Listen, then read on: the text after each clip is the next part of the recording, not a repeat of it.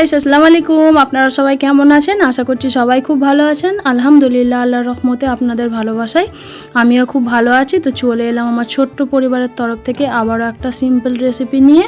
তো খুবই সহজে পারফেক্ট রসগোল্লা বানানোর সহজ রেসিপি। তো খুব সহজেই জেনে নিন তো কিভাবে বানালাম। একেবারে অল্প উপকরণ দিয়ে আর একেবারেই অল্প সময়ে 10 মিনিটের মধ্যে আপনারা বানিয়ে ফেলতে পারবেন পারফেক্ট রসগোল্লা। তো চলুন, রসগোল্লা বানানোর জন্য কি কি লাগবে প্রথম থেকে লাস্ট পর্যন্ত শেয়ার করব। তো ছোট্ট একটা লাইক ডান করে ফুল ওয়াচ করে দেখার অনুরোধ রইল।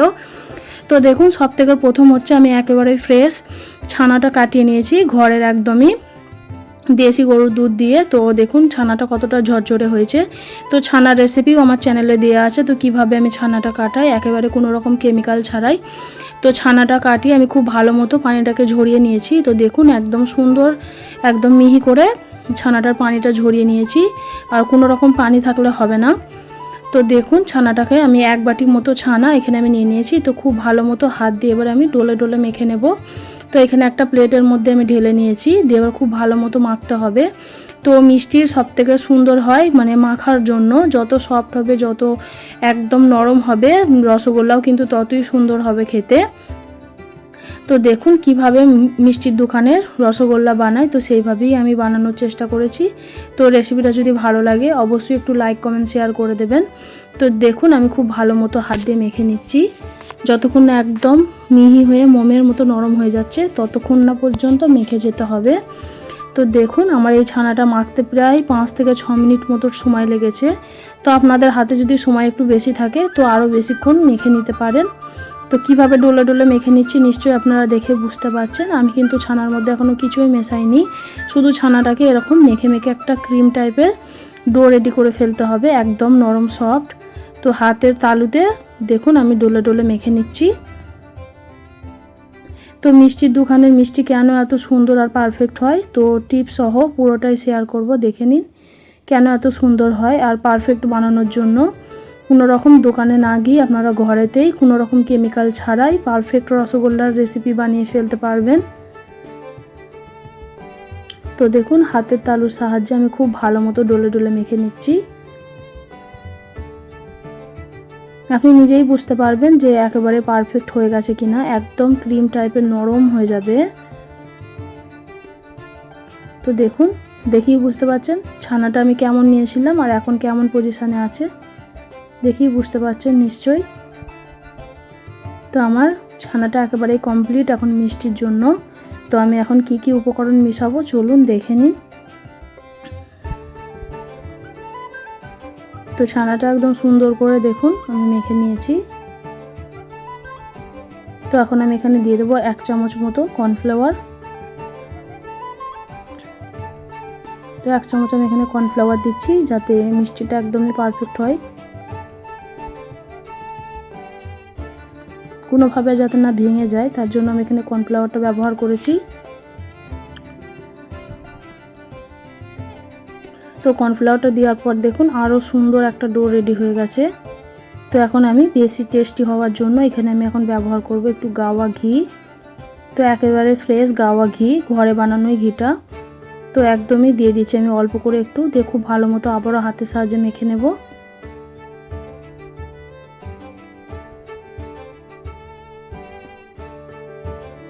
খুব ভালো মতো মেখে নিচ্ছি দেখুন।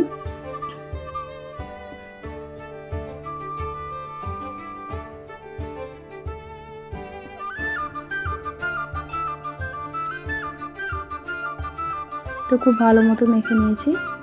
তো মাখাটা একেবারেই কমপ্লিট। তো চলুন এখন আমি রসগোল্লা শেপ দিয়ে নেব এক এক করে।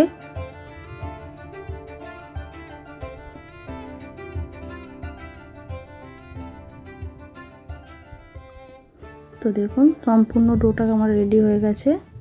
তো এখন আমি রসগোল্লা শেপ দিয়ে নেব।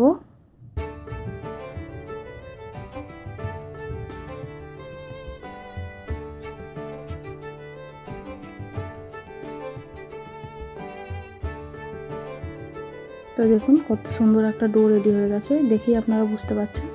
তো ছোট ছোট করে আমি এখন লেচি কেটে নিচ্ছি। তো ছোট ছোট করে লেচি কেটে এখন আমি রসগোল্লা শেপ দিয়ে নেব হাতের তালুতে রেখে, একদম গোল করে শেপ দিয়ে নিতে হবে। তো দেখুন একদম গোল করে শেপ দিয়ে নিচ্ছি। আর কতটা সফট হয়েছে দেখেই বুঝতে পারছেন। তো চলুন এক এক করে আমি সমস্ত রসগোল্লাগুলোকে বানিয়ে নেব। তো দেখুন এক এক করে আমি অনেকগুলো রসগোল্লা আমার বানানো কমপ্লিট হয়ে গেছে। এক বাটি ছানার মধ্যে আমি কতগুলো এখানে রসগোল্লা বানাচ্ছি আপনারা দেখে নিন। আমি এটা 6 টাকা সাইজের যে রসগোল্লা হয় সেই রকম সাইজ করে আমি বানাচ্ছি।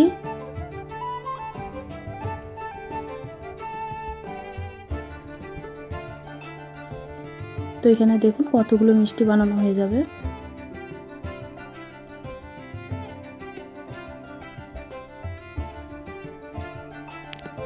তো একইভাবে সমস্তগুলোকে রেডি করে নিচ্ছি।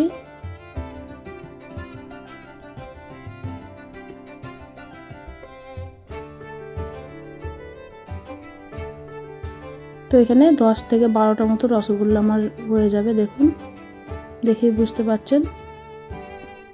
তো এক বাটি ছানাতে যদি 10টাও রসগোল্লা বানানো হয় কতটা সুন্দর হবে বলুন। আর নিজে হাতে কোনো কিছু বানিয়ে খাওয়ার মজাটাই কিন্তু আলাদা, কেমিক্যাল ছাড়া। তো একেবারেই দেখুন সুন্দরভাবে ছানাটা আমার কমপ্লিট হয়ে গেছে রসগোল্লার শেপগুলো। তো আমি এখন একটু এখানে পানি বসিয়ে দিয়েছি একটা ফ্রাই প্যান নিয়ে। তো দেখুন পানিটা এরকম বলক এসে গেছে। তো আমি এক এক করে এখন রসগোল্লাগুলোকে পানির মধ্যে দিয়ে দেব।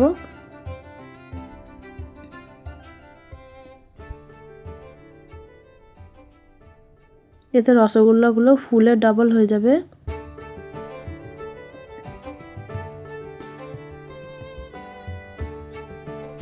তো দেখুন এবার আমি ঢাকনা চাপা দিয়ে 1 মিনিটের মতো ভাপিয়ে নেব।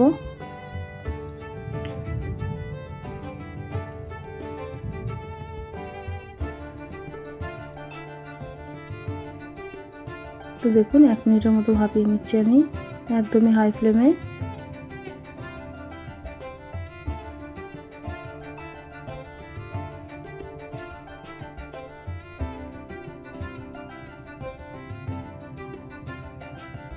হাই ফ্লেমে, কোনো রকম লো ফ্লেমে আমি ভাপাবো না, একদমই হাই ফ্লেমে ভাপিয়ে নিচ্ছি যাতে মিষ্টিগুলো একদমই পারফেক্ট হয়।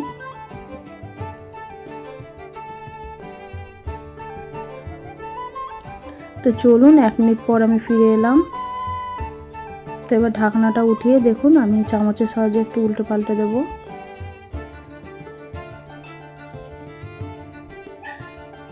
দেখুন এক এক করে সমস্ত মিষ্টিগুলোকে উল্টে দিচ্ছি।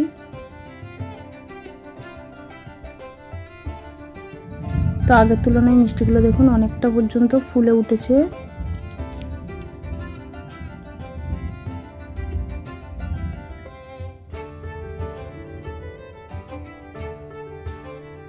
তো দেখুন সুন্দরভাবে ফুলে উঠেছে। আর আমি 1 মিনিট মতো হাই ফ্লেমে ফুটিয়ে নিচ্ছি।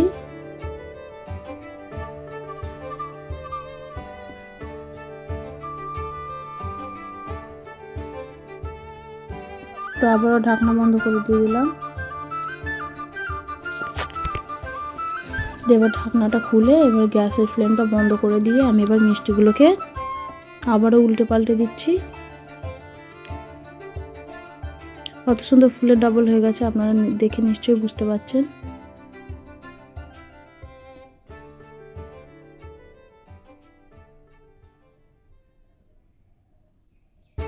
তো এক এক করে এবার আমি মিষ্টিগুলোকে জালতির সাহায্যে উঠিয়ে নেব।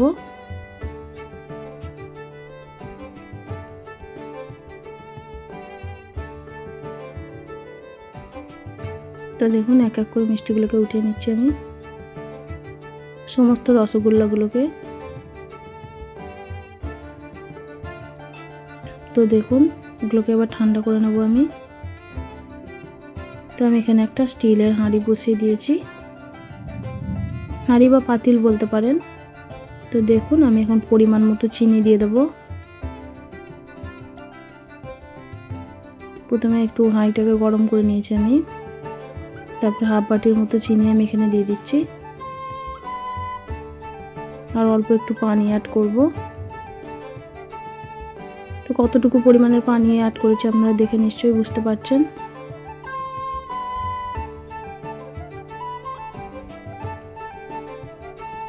তো চিনিটাকে খুব ভালো মতো গলিয়ে একদম একটা শিরা রেডি করে নিতে হবে। খুব বেশি টান করা চলবে না, খুব বেশি টান করলে কিন্তু মিষ্টিটা দেওয়ার সাথে সাথেই শুকিয়ে যাবে আর একদমই ভালো লাগবে না খেতে।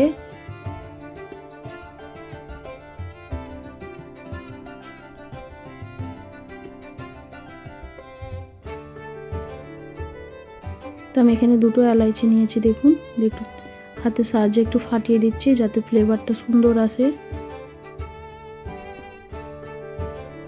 তো খুব ভালো মতো আমি এখানে শিরাতে দিয়ে ফুটিয়ে নেব।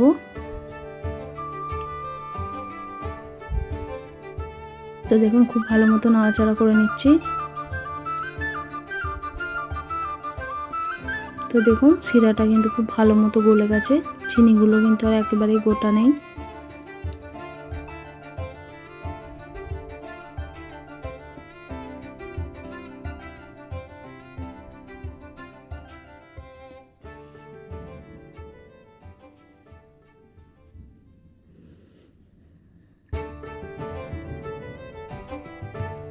তো দেখুন একটা বাটির সাহায্যে আমি চেক করে নিচ্ছি যে শিরাটা একদম পারফেক্ট হয়ে গেছে কিনা। একটা বাটির মধ্যে আমি পানি নিয়েছি, তো আমি এখানে 1 ফোঁটা মতো শিরা দিয়ে আমি চেক করে নিচ্ছি এবং হাতের সাহায্যেও চেক করে নিচ্ছি। দেখুন খুব বেশি চিপচিপা করা যাবে না, তাহলে কিন্তু মিষ্টিটা দেওয়ার সাথে সাথেই শক্ত হয়ে যাবে আর একদমই ভালো হবে না। তাই আমি এখন দেখুন মিষ্টিগুলোকে দিয়ে দিচ্ছি চিনির শিরার মধ্যে।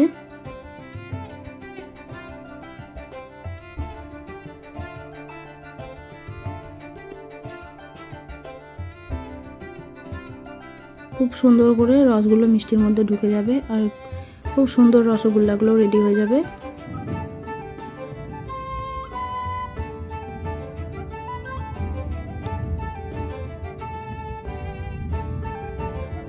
তো যখন মন চাইবে তখনই কিন্তু আপনারা এইভাবে রসগোল্লা বাড়িতেই বানিয়ে ফেলতে পারবেন।